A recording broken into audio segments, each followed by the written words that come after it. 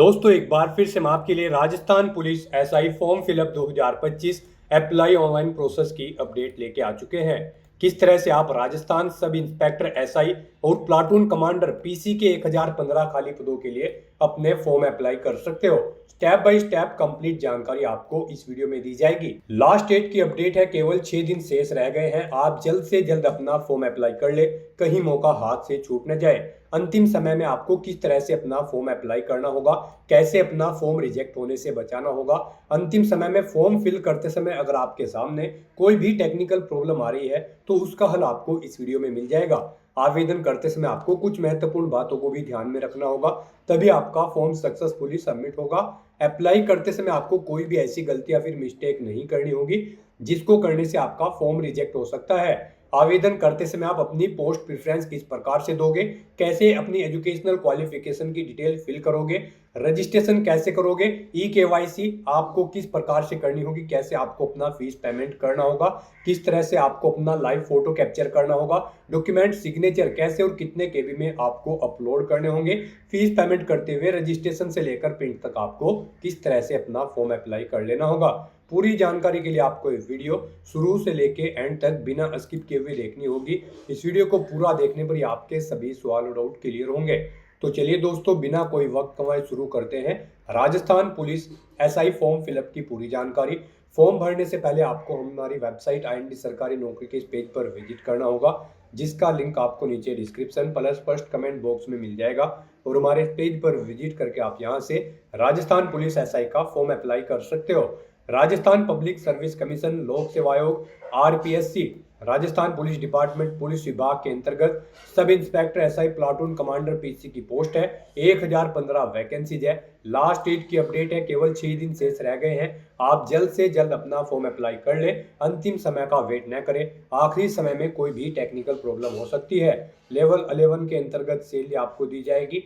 Graduate degree से आप apply कर सकते हो। 20 से 25 वर्ष आयु सीमा है। फीस जनरल बीसी क्रिमिनल के लिए 600 है। बीसी ईडब्ल्यूएस नॉन क्रिमिनल के लिए 400 है। SC/ST पीडब्ल्यूडी के लिए 400 ऑनलाइन मोड से आप फीस पेमेंट करोगे। सिलेक्शन होगा written exam, physical document verification interview के आधार पे। ऑनलाइन अप्लाई कर सकते हो। राजस्थान जॉब लोकेशन है, ऑल इंडिया से ऑनलाइन कर सकते हो sso.rajasthan.gov.in पोर्टल से। इंपोर्टेंट लिंक सेक्शन के अंतर्गत ऑफिशियल नोटिफिकेशन पीडीएफ लिंक पर क्लिक करके आप इसके पीडीएफ डाउनलोड कर सकते हो। यहाँ पर आपको पोस्ट वाइज वैकेंसीज की जानकारी मिल जाएगी। उसके बाद में यहाँ पर आपको एलिजिबिलिटी क्राइटेरिया की डिटेल दी गई है। एग्जामिनेशन पैटर्न सिलेबस आप सब्जेक्ट वाइज रीड आउट कर ले और उसके बाद में पूरे गाइडलाइंस आपको यहाँ पर दे दी गई है, हिंदी में आप चेकआउट कर सकते हो। आवेदन करने से पहले आपको नोटिफिकेशन की पीडीएफ पूरा पढ़ना अनिवार्य है। इसको पूरा चेकआउट करने से आपके सभी सवाल और डाउट क्लियर होंगे।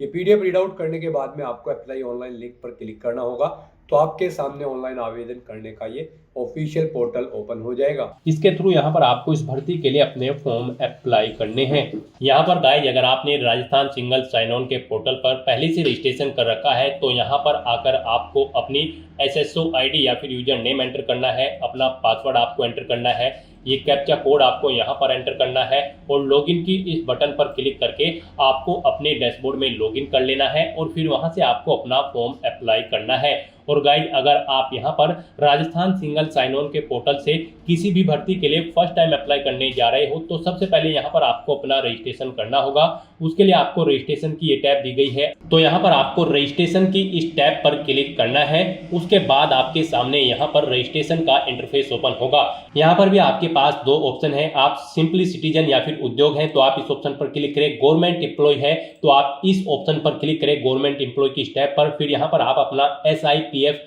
इस ऑप्शन पर क्लिक करें, फिर आप अपना SIPF नंबर एंटर करें, अपना SIPF का पासवर्ड एंटर करें और नेक्स्ट ऑप्शन पर क्लिक करके अपना रजिस्ट्रेशन की आगे की टास्क कंप्लीट कर ले।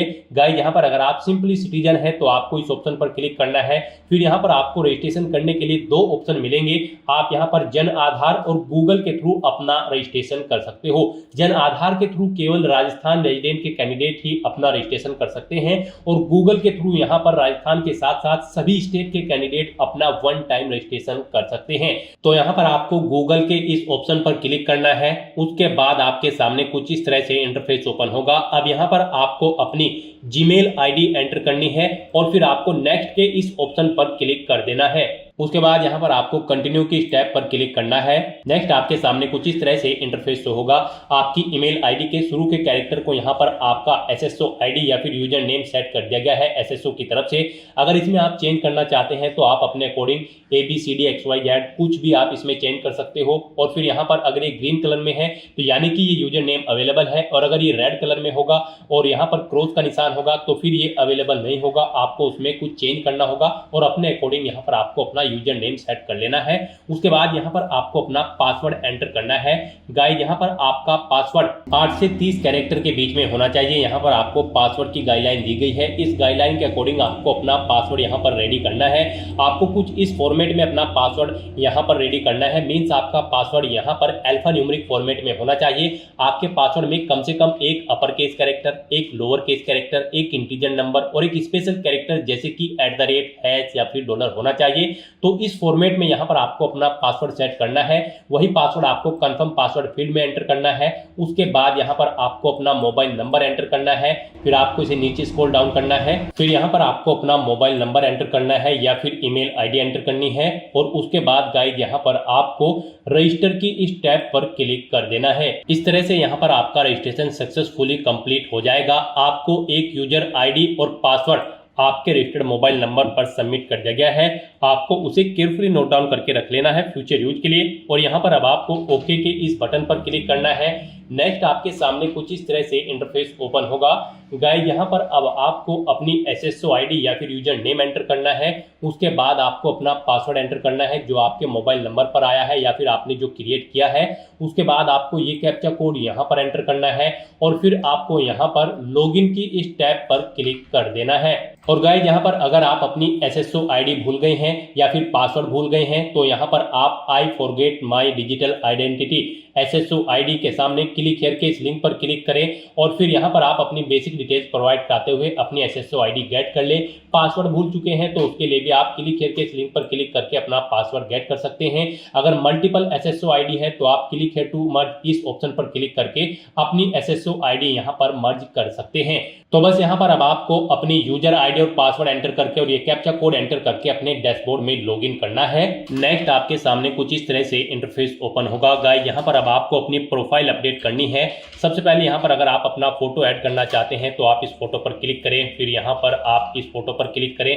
उसके बाद यहाँ पर आप इस ऑप्शन पर क्लिक करें और अपना फोटो सिलेक्ट करके यहाँ पर आप उसे अपडेट कर सकते हैं। अपना प्रोफाइल फोटो यानी कि आप यहाँ पर सेट कर सकते हो। उसके बाद यहाँ पर आप अपना फर्स्ट नेम चेंज करना चाहते हैं तो इसे आप चेंज कर सकते हैं। लास्ट नेम चेंज करना चाहते हैं तो इसे आप चेंज कर सकते हैं। उसके बाद यहाँ पर आपका जो डिस्प्ले नेम, आपकी प्रोफाइल का जो डिस्प्ले नेम होगा वो यहाँ पर आप एंटर कर दें। इसे आप अपने अकॉर्डिंग यहाँ पर सेट कर सकते हैं। फिर यहाँ पर आपको अपनी डेट ऑफ बर्थ इस कैलेंडर में से सिलेक्ट कर लेनी है। उसके बाद यहाँ पर आपको अपना जेंडर सिलेक्ट करना है, आप मेल हो, फीमेल हो या फिर ट्रांसजेंडर या फिर अदर। उसके बाद यहाँ पर आपको अपना मोबाइल नंबर एंटर करना है। यहाँ पर आप इस ऑप्शन पर क्लिक करें, अपना मोबाइल नंबर एंटर करें और फिर आप सेंड ओटीपी ऑप्शन पर क्लिक करें। उसके बाद आपके रजिस्टर्ड मोबाइल नंबर पर एक ओटीपी जाएगा। वो ओटीपी आपको यहाँ पर वेरीफाई करना है। तो यहाँ पर आपको अपना ओटीपी एंटर करना है जो आपके मोबाइल नंबर पर आया है और उसके बाद आपको यहाँ पर वैलिडेट ओटीपी के इस ऑप्शन पर क्लिक करके अपना मोबाइल नंबर यहाँ पर वेरीफाई कर लेना है। फिर यहाँ पर अगर आपके पास कोई लैंडलाइन नंबर है तो आप एंटर कर सकते हैं, नहीं है तो आप इस कॉलम को खाली छोड़ दें। फिर यहाँ पर आपको अपना एड्रेस एंटर करना है। उसके बाद आपको अपना पोस्टल कोड देना है, अपनी सिटी या फिर डिस्ट्रिक्ट यहाँ पर आप एंटर करें। और गाइस यहाँ पर उसके बाद आप अपना स्टेट सिलेक्ट कर लें, जिस स्टेट से आप बिलोंग करते हैं।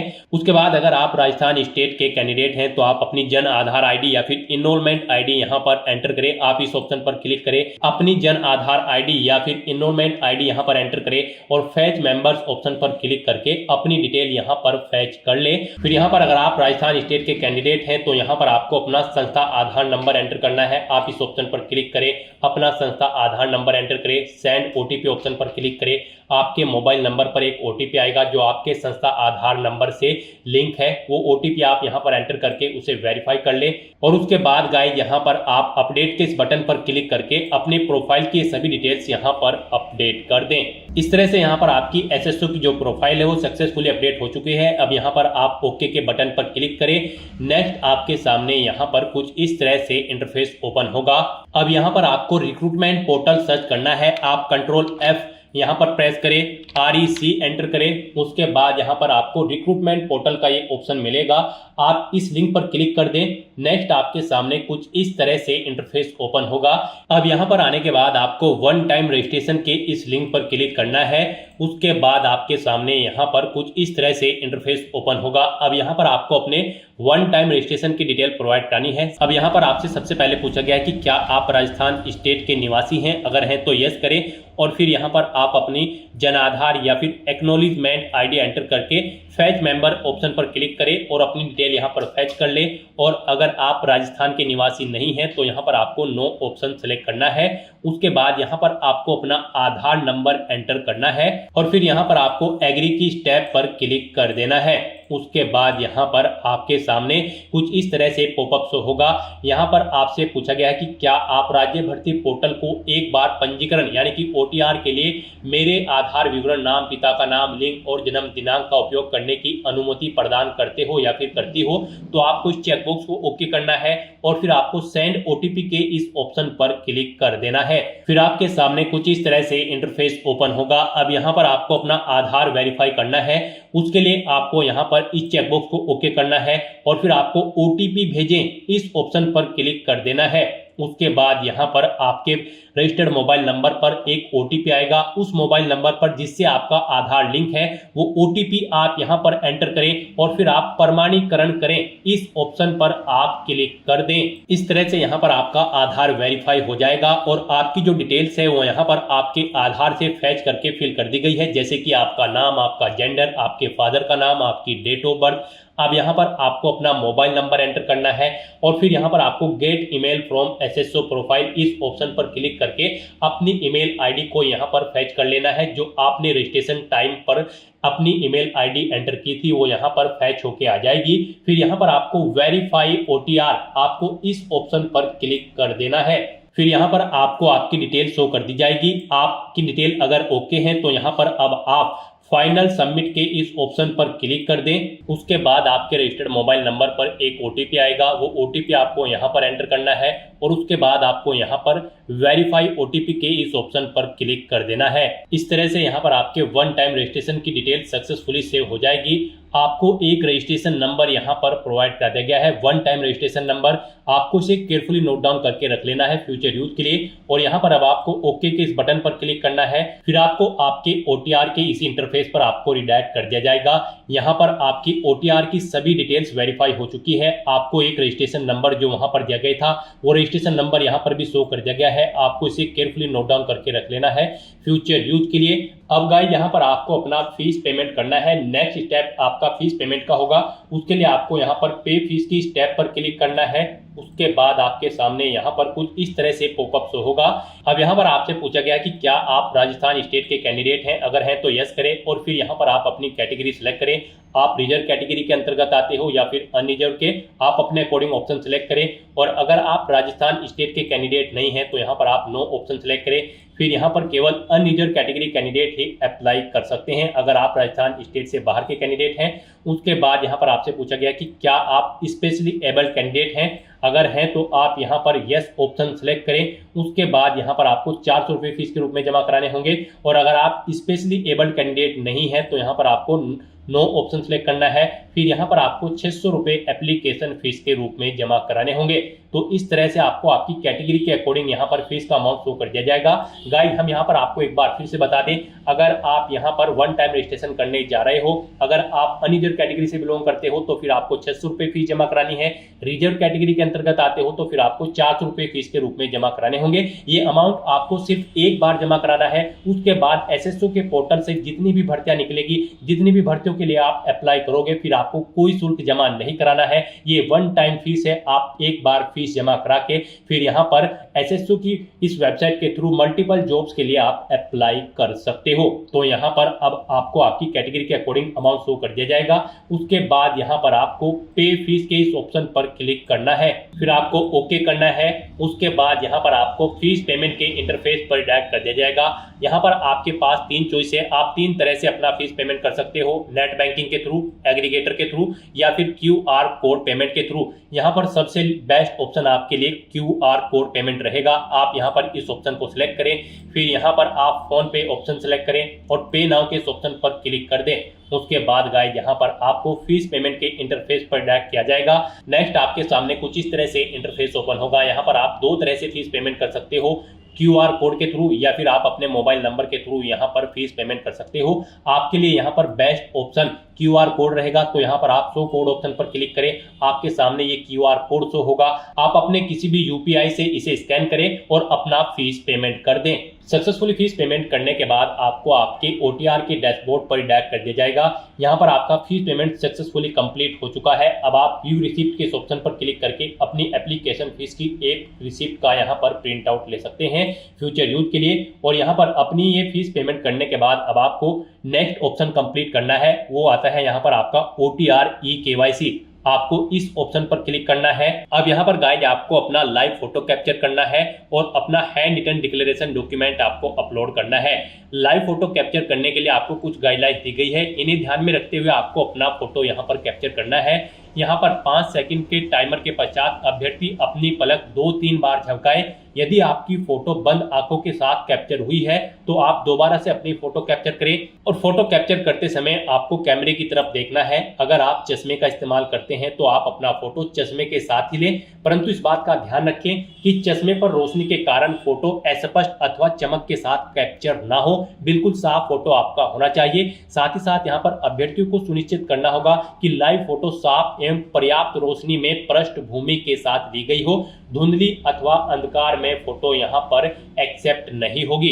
गाइस यहाँ पर अगर आपका फोटो स्पष्ट नहीं है तो आप बार बार अपना फोटो कैप्चर कर सकते हैं, परंतु एक बात आपको याद रखनी है, OTP के माध्यम से वेरिफिकेशन के पश्चात फाइनल सबमिट किए जाने के बाद आपको अवसर नहीं मिलेगा।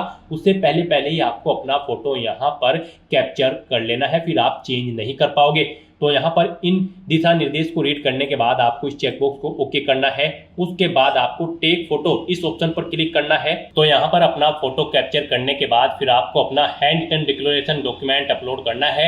उसके लिए यहाँ पर आपको फॉर्मेट दिया गया है, आप सैंपल फाइल के इस लिंक पर क्लिक करें। नेक्स्ट आपके सामने यहाँ पर ये PDF ओपन हो जाएगी। गाइस यहाँ पर आपको इस PDF का एक हार्ड कॉपी प्रिंट आउट ले लेना है और उसके बाद आपको उस हार्ड कॉपी प्रिंट आउट पर अपना नाम मेंशन करना है, अपने फादर का नाम मेंशन करना है, अपनी डेट ऑफ बर्थ देनी है, यहाँ पर आपको अपने हस्ताक्षर करने हैं और उसके बाद आपको ये कंप्लीट डाटा फिर यहाँ पर मेंशन कर देना है अपने हाथ से ब्लू इंक पेन से। और उसके बाद यहाँ पर आपको अपने सिग्नेचर कर देने हैं। फिर ऐसे ही आपको यहाँ पर इंग्लिश में भी अपनी राइटिंग देनी है। उसके लिए यहाँ पर आपको इंग्लिश का परफॉर्मा दिया गया है। यहाँ पर भी आने के बाद आपको फिर अपना नाम एंटर करना है इंग्लिश में, अपने फादर का नाम एंटर करना है इंग्लिश में, अपनी डेट ऑफ बर्थ देनी है और फिर यहाँ पर आपको अपने सिग्नेचर करने हैं। और उसके बाद आपको ये कंप्लीट डाटा फिर अपने हैंड से ब्लू इंक पेन से आपको फिर दोबारा से इंग्लिश में यहाँ पर राइट कर देना है। उसके बाद गाइस यहाँ पर आपको अपनी SSO ID एंटर करनी है, अपना OTR वन टाइम रजिस्ट्रेशन का जो नंबर आपको मिला है वो रजिस्ट्रेशन नंबर यहाँ पर आपको एंटर करना है, अपना परमानेंट एड्रेस आपको यहाँ पर मेंशन कर देना है और यहाँ पर आपको अपने सिग्नेचर कर देने हैं। इस तरह से आपको अपना ये हैंड रिटन डिक्लेरेशन डॉक्यूमेंट तैयार कर लेना है और फिर इसका आपको फोटो खींचकर अपने कंप्यूटर में सेव कर लेना है, यानी कि इसकी एक सॉफ्ट कॉपी। और फिर आपको अपना वो डॉक्यूमेंट यहाँ पर अपलोड करना होगा।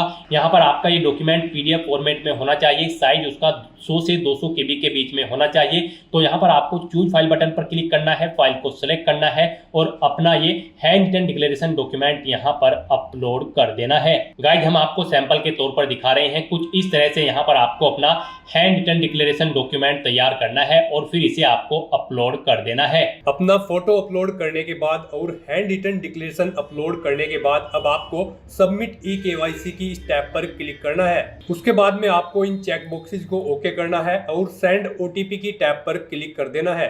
एक OTP आपके मोबाइल नंबर और ईमेल एड्रेस पर सबमिट किया गया है, वो OTP आपको इस बॉक्स में एंटर करना होगा और फाइनल सबमिट की इस टैब पर क्लिक कर देना होगा।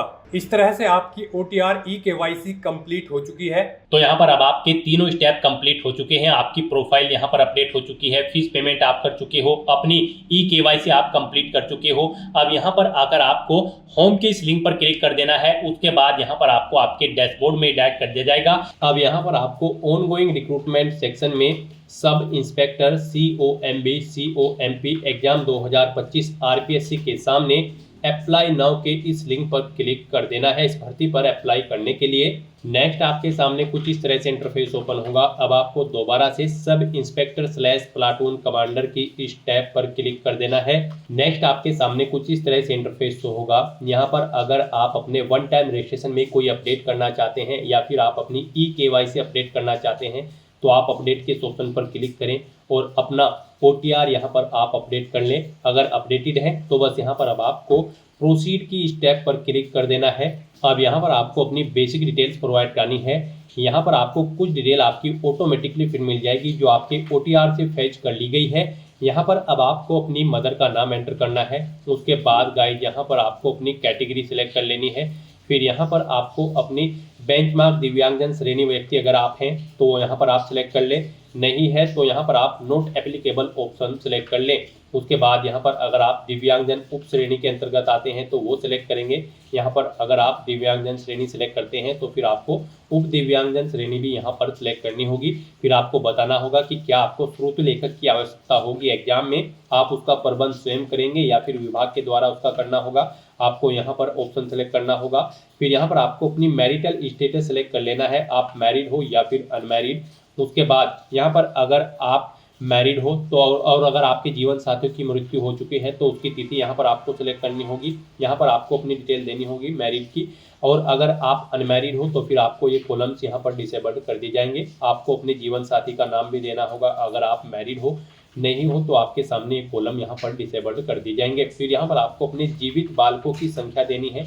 अगर आप मैरिड है कितने आपके बालक है, नहीं है और आप अनमैरिड भी हैं तो फिर यहाँ पर आपको 00 एंटर कर देना है। उसके बाद आपको इस पेज को नीचे स्क्रॉल डाउन करना है।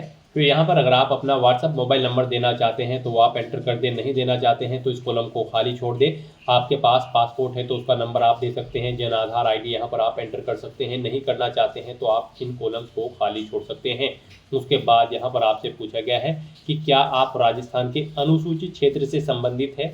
अगर है तो यहाँ पर आप यस करेंगे अगर आप राजस्थान स्टेट से बिलोंग करते होंगे, और अगर आप राजस्थान स्टेट से बाहर के कैंडिडेट हैं तो फिर यहाँ पर आपके सामने केवल नो का ऑप्शन आएगा।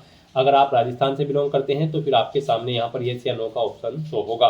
उसके बाद गाइज यहाँ पर आपको अपना कोरोस्पोंडेंस एड्रेस एंटर कर देना है और फिर गाइज आपको यहाँ पर नेक्स्ट के इस ऑप्शन पर क्लिक कर देना है। नेक्स्ट यहाँ पर आपको अपनी पर्सनल डिटेल प्रोवाइड करनी है। सबसे पहले यहाँ पर आपको अपनी नेशनलिटी सिलेक्ट कर लेनी है। फिर आपको अपना होम स्टेट यहाँ पर सिलेक्ट कर लेना है और फिर उसके बाद यहाँ पर आपको अपना जिला सिलेक्ट कर लेना है। उसके बाद यहाँ पर आपको अपना ब्लॉक सिलेक्ट करना है, तहसील सिलेक्ट करनी है, विलेज यहाँ पर आपको सिलेक्ट कर लेना है। फिर आपसे पूछा गया है कि क्या यहाँ पर आप इंडिया के बाहर से स्थापित हुए हैं। अगर हुए हैं तो आप यस करेंगे और किस कंट्री से हुए हैं वो आप सिलेक्ट करेंगे। नहीं हुए हैं, यहीं के आप इंडिया के हैं तो आप नो ऑप्शन सिलेक्ट कर लेंगे। उसके बाद आपसे पूछा गया है कि क्या आप भूतपूर्व सैनिक हैं। अगर हैं तो आप यस करेंगे और फिर सर्विस स्टेटस देंगे। यहाँ पर आपके पास NOC ले रखी है आपने या फिर आप रिटायर्ड है। रिटायर्ड है तो PPO नंबर देंगे, रिटायरमेंट की डेट यहाँ पर आप देंगे और अगर आपने NOC ले रखी है तो फिर आप NOC लेटर नंबर देंगे, डेट ऑफ NOC यहाँ पर आप सिलेक्ट कर लेंगे। और अगर आप EX सर्विसमैन कैंडिडेट नहीं है तो सिंपली यहाँ पर आप नो ऑप्शन सेलेक्ट करें। आगे की डिटेल फिर आपको डिसेबल्ड कर दी जाएगी, नहीं देनी है। फिर आपसे पूछा गया है कि क्या आप स्पोर्ट पर्सन हैं। अगर हैं तो आप यस करेंगे और फिर यहाँ पर आप टाइप सेलेक्ट करेंगे अपने स्पोर्ट का, आपने नेशनल लेवल पर नेशनल लेवल के आप स्पोर्ट पर्सन हैं या फिर इंटरनेशनल, आप अपने अकॉर्डिंग यहाँ पर ऑप्शन सेलेक्ट करें और फिर उसकी डिटेल यहाँ पर प्रोवाइड कराएं। जैसे कि गेम का नाम यहाँ पर आपको देना है, संस्था का नाम देना है जिससे आपने गेम खेला है, भागीदारी का वर्ष देना है, टूर्नामेंट का प्रकार आपको सिलेक्ट कर लेना है, वो इंडिविजुअल था या टीम प्लेयर, फिर क्या आप विजेता है या प्रतिभागी है, फिर क्या आपने राष्ट्रीय टूर्नामेंट में पदक जीता है। यहाँ पर मेडल का प्रकार आपको सिलेक्ट करना होगा अगर आपने मेडल जीता होगा। इस तरह से यहाँ पर आपको अपने स्पोर्ट की डिटेल देनी होगी और अगर आप स्पोर्ट पर्सन नहीं है तो सिंपली यहाँ पर आप नो ऑप्शन सेलेक्ट करें, फिर आगे की डिटेल आपको प्रोवाइड नहीं करानी है। उसके बाद आपसे पूछा गया है कि क्या आप एनसीसी कैडेट प्रशिक्षक हैं, अगर हैं तो आप यस करेंगे और फिर किस डेट से किस डेट तक है वो डेट आप सेलेक्ट करेंगे, नहीं है तो आप नो ऑप्शन सेलेक्ट करें। उसके बाद यहाँ पर आपसे पूछा गया है कि क्या आप भूतपूर्व कैदी हैं, अगर हैं तो आप यस करेंगे। फिर यहाँ पर आप डेट सेलेक्ट करेंगे कब से कब तक आप कैदी थे, नहीं है तो आप नो ऑप्शन सेलेक्ट करेंगे। फिर यहाँ पर आपसे पूछा गया है कि क्या आप मौजूदा सरकारी विभाग या फिर सार्वजनिक उपक्रम कर्मचारी हैं, अगर हैं तो आप यस करेंगे और फिर यहाँ पर आपको बताना होगा किस में आप सर्विस करते हैं, सेंट्रल में या फिर अदर स्टेट में या फिर राजस्थान स्टेट या फिर राजस्थान स्टेट पंचायत समिति, यहाँ से आप अपने अकॉर्डिंग ऑप्शन सेलेक्ट करें और नहीं है तो आप नो ऑप्शन सेलेक्ट करेंगे। फिर यहाँ पर अगर आप राजस्थान के गवर्नमेंट एम्प्लॉय हैं तो आपको अपनी सब कैटेगरी यहाँ पर सेलेक्ट करनी होगी, ऑर्गेनाइजेशन का नाम देना होगा जिसमें आप कार्यरत थे, नहीं है तो फिर यहाँ पर आप इन ऑप्शंस को ऐसे ही छोड़ दें। फिर यहाँ पर आपको अपनी पोस्ट डेजिग्नेशन भी देनी होगी अगर आप यहाँ पर एम्प्लॉय हैं, अपॉइंटमेंट डेट भी देनी होगी, नहीं है तो आप इन कॉलम्स को ऐसे ही खाली छोड़ दें। फिर यहाँ पर आपको अपनी एडिशनल कैटेगरी सेलेक्ट करनी है, अगर आप यहाँ पर रिलीज इमरजेंसी कमीशन से हैं तो इस ऑप्शन को सिलेक्ट करें, रिजर्व आर्मी पर्सनल कैंडिडेट हैं तो आप इस ऑप्शन को क्लिक करें, नहीं है तो इन ऑप्शंस को ऐसे ही खाली छोड़ दें और फिर गाइस यहाँ पर अपनी सभी डिटेल्स फिल करने के बाद आपको नेक्स्ट के इस ऑप्शन पर क्लिक कर देना है। नेक्स्ट यहाँ पर आपको अपनी एजुकेशनल क्वालिफिकेशन की डिटेल प्रोवाइड करनी है।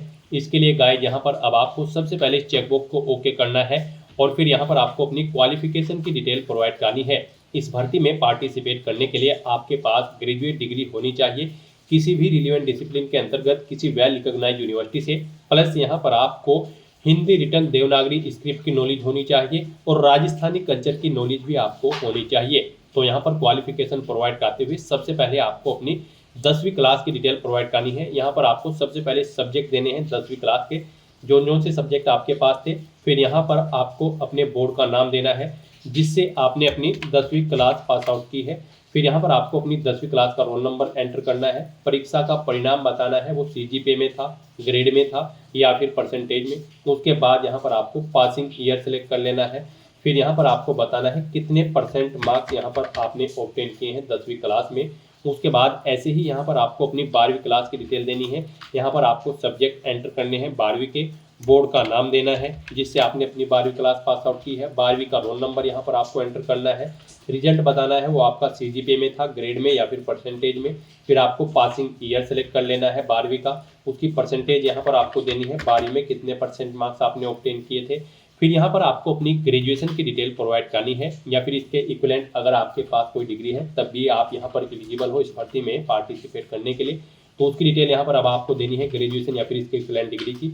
यहाँ पर भी आपको सब्जेक्ट देने हैं, ग्रेजुएशन में आपके पास कौन कौन से सब्जेक्ट थे, फिर किस यूनिवर्सिटी से आपने अपनी ग्रेजुएशन पास आउट की है या फिर विद्यालय से, वो यहाँ पर आपको एंटर करना है। अपना ग्रेजुएशन का रोल नंबर यहाँ पर आपको एंटर करना है, रिजल्ट आपका यहाँ पर CGPA में था, ग्रेड में था या फिर परसेंटेज में या फिर अवेटेड है, आप फाइनल ईयर में एक्टेड हैं तब भी आप अप्लाई कर सकते हो। आप अपने अकॉर्डिंग ऑप्शन सेलेक्ट करें और फिर यहाँ पर आप पासिंग ईयर दें, कब आपने अपनी ग्रेजुएशन यहाँ पर पास आउट की है, फिर कितने परसेंट मार्क्स आपने ऑब्टेन किए हैं ग्रेजुएशन में, वो यहाँ पर आप एंटर करें। इस तरह से यहाँ पर आपको अपनी क्वालिफिकेशन की डिटेल प्रोवाइड कर देनी है। उसके बाद अगर आपने पोस्ट ग्रेजुएशन या फिर कोई अन्य क्वालिफिकेशन कर रखी है तो उसकी डिटेल भी आप सेम ऐसे ही यहाँ पर प्रोवाइड कर सकते हैं। फिर यहाँ पर गाइज आपसे पूछा गया है कि क्या आपको वर्किंग एक्सपीरियंस है, अगर है तो आप यस करेंगे और अपने एक्सपीरियंस की डिटेल आप यहाँ पर प्रोवाइड कर सकते हैं। यहाँ पर आपको एम्प्लॉयर यानी अपना नाम देना होगा, फिर यहाँ पर आपको अपना रजिस्ट्रेशन नंबर एंटर कर देना है, डेजिग्नेशन देनी है किस पोस्ट पर आप कार्यरत थे, डिपार्टमेंट का नाम देना है जिसमें आप कार्यरत थे, जॉब का नेचर यहाँ पर आपको देना है, कब से कब तक आपने जॉब की है वो डेट आपको सिलेक्ट कर लेनी है। फिर इनके अकॉर्डिंग आपके यहाँ पर वर्किंग एक्सपीरियंस जितना भी होगा ईयर मंथ डेट में वो कैलकुलेट करके आपको शो कर दिया जाएगा। सैलरी आपको देनी है, किस वेतनमान पर आप कार्यरत थे, ग्रेड पे कितना था वो यहाँ पर आपको एंटर कर देना है और ऐड के इस ऑप्शन पर क्लिक करके अपने एक्सपीरियंस की डिटेल आपको ऐड कर देनी है। एक से ज़्यादा जगह वर्किंग एक्सपीरियंस है तो दोबारा से आपको अपने एक्सपीरियंस की डिटेल सेम ऐसे ही यहाँ पर ऐड कर देनी है। और गाइड अगर आपको यहाँ पर एक्सपीरियंस नहीं है तो यहाँ पर इस भर्ती में पार्टिसिपेट करने के लिए कोई एक्सपीरियंस रिक्वायर्ड नहीं है। आपको फिर यहाँ पर अपने एक्सपीरियंस की डिटेल प्रोवाइड करने की ज़रूरत नहीं होगी। बस यहाँ पर आपको सिंपली नेक्स्ट के इस ऑप्शन पर क्लिक कर देना है। फिर यहाँ पर आपके सामने ये पॉपअप शो होगा। अब आप इन चेक बॉक्सेस को ओके करें और सेंड ओटीपी के इस ऑप्शन पर क्लिक कर दें। फिर आपके रजिस्टर्ड मोबाइल नंबर और ईमेल आईडी पर एक ओटीपी सबमिट किया गया है, वो ओटीपी आपको यहाँ पर एंटर करना है और वेरीफाई ओटीपी के इस ऑप्शन पर क्लिक करते हुए अपना ओटीपी यहाँ पर वेरीफाई कर लेना है। नेक्स्ट यहाँ पर आपको अपने सिग्नेचर अपलोड करने हैं और लेफ्ट थंब इम्प्रेशन अपलोड करना है। इनके लिए आपको गाइडलाइन दी गई है।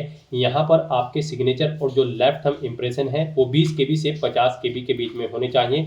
जेपीजी या फिर जेपीईजी फॉर्मेट में आपकी इन फाइल्स का टाइप होना चाहिए। और यहाँ पर आपके अगर ये डॉक्यूमेंट छोटे या बड़े हैं फाइल का साइज, तो आपको क्या करना है, आपको गूगल पर जाना है, इमेज रिसाइजर टाइप करना है, मल्टीपल ऑनलाइन वेबसाइट ओपन होगी, वहाँ पर कोई भी वेबसाइट आप ओपन करें, अपनी फाइल अपलोड करें और दी गई रिक्वायरमेंट के अकॉर्डिंग उसका साइज सेट करके फाइल को डाउनलोड करके उसे यहाँ पर आप अपलोड कर दें। फाइल को अपलोड करने के लिए आपको चूज फाइल के ऑप्शन पर क्लिक करना है, फाइल को सिलेक्ट कर लेना है और 1 बाय 1 करके आपको अपने सिग्नेचर और लेफ्ट थंब इम्प्रेशन यहाँ पर अपलोड कर देने हैं। उसके बाद आपकी बॉडी पर कोई कट या तिल का निशान है तो उस पैलेस का नाम यहाँ पर आपको एंटर कर देना है और फिर गाइड यहाँ पर आपको नेक्स्ट के इस ऑप्शन पर क्लिक कर देना है। नेक्स्ट यहाँ पर आपको अपनी पोस्ट प्रेफरेंस देनी है। यहाँ पर आप जिस पोस्ट को फर्स्ट नंबर पर प्रेफरेंस देना चाहते हैं उसे फर्स्ट नंबर पर सिलेक्ट करें। जैसे कि अगर आप यहाँ पर सब इंस्पेक्टर आईबी को फर्स्ट नंबर पर प्रेफरेंस देना चाहते हैं तो इसे आप सिलेक्ट करें। फिर आप जिसे सेकंड और थर्ड पर प्रेफरेंस देना चाहते हैं उसे क्रम से आप सेकंड और थर्ड पर यहाँ पर सिलेक्ट करें। इस तरह से यहाँ पर आपको अपनी पोस्ट प्रेफरेंस दे देनी है और फिर गाइड आपको यहाँ पर नेक्स्ट के इस ऑप्शन पर क्लिक कर देना है। नेक्स्ट आपको आपके एप्लीकेशन फॉर्म का पूरा प्रीव्यू शो कर दिया गया है। यहाँ पर पीछे जो अब तक आपने डिटेल प्रोवाइड कराई है उसका पूरा प्रीव्यू आपको शो कर दिया गया है। आपको सभी डिटेल केयरफुली चेकआउट करनी है, पेज को नीचे स्क्रॉल डाउन करना है, डिक्लेरेशन सेक्शन में इस चेक बॉक्स को ओके करना है। कहीं पर कोई मिस्टेक है तो आप अपडेट बटन पर क्लिक करके अपडेट कर सकते हैं, नहीं तो गाइड यहाँ पर अब आपको फाइनल सबमिट के इस ऑप्शन पर क्लिक कर देना है। नेक्स्ट आपके सामने ये पॉपअप शो होगा। अब आपको दोबारा से इस चेकबॉक्स को ओके करना है और सेंड ओटीपी के इस ऑप्शन पर क्लिक कर देना है। फिर यहाँ पर आपके रजिस्टर्ड मोबाइल नंबर और ईमेल आईडी पर एक ओटीपी आया होगा, वो ओटीपी आपको यहाँ पर एंटर करना है और वेरीफाई ओटीपी के इस ऑप्शन पर क्लिक कर देना है। इस तरह से यहाँ पर आपका एप्लीकेशन फॉर्म सक्सेसफुली सबमिट हो चुका है। अब आपको यहाँ पर प्रिंटर के इस ऑप्शन पर क्लिक करके अपने एप्लीकेशन फॉर्म का एक हार्ड कॉपी प्रिंट आउट ले लेना है फ्यूचर यूज के लिए, फ्यूचर रेफरेंस के लिए। और आप अपने डैशबोर्ड में जाकर भी अपने एप्लीकेशन फॉर्म का स्टेटस चेकआउट कर सकते हो कि वो सक्सेसफुली सबमिट हो चुका है या फिर नहीं। उसके लिए यहाँ पर अब आपको माई रिक्रूटमेंट के लिंक पर क्लिक करना है और अपने डैशबोर्ड में जाकर चेकआउट कर लेना है कि आपका एप्लीकेशन फॉर्म सक्सेसफुली सबमिट हो चुका है या फिर नहीं। तो दोस्तों ऐसे आप अपना RPSC Rajasthan sub inspector platoon commander की इस भर्ती के लिए फॉर्म अप्लाई कर सकते हो बिना कोई मिस्टेक किए हुए, स्टेप बाय स्टेप। आज की इस वीडियो में बस इतना ही। आई होप ये वीडियो आपको पसंद आई होगी। अगर पसंद आई हो तो इसे लाइक और शेयर करें, चैनल पर नए हो तो इसे सब्सक्राइब कर लें। Thanks for watching.